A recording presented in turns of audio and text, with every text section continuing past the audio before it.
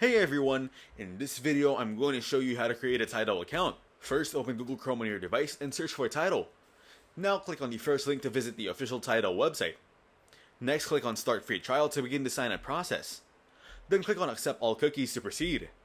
Now tap and continue with Google to sign up using your Google account. Choose the Google account you want to use and click Continue.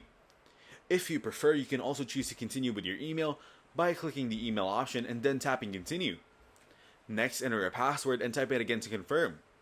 Then enter your date of birth and tap Continue. After that, check the box to agree to the terms and click Sign Up. Now you can choose your subscription plan. The individual plan costs $10.98 per month, while the family plan is $16.98 per month.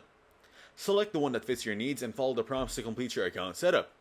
And that's it, your Tidal account is ready to use. Thank you everyone for watching this video. I hope you got some value. Make sure to like the video and subscribe. Goodbye.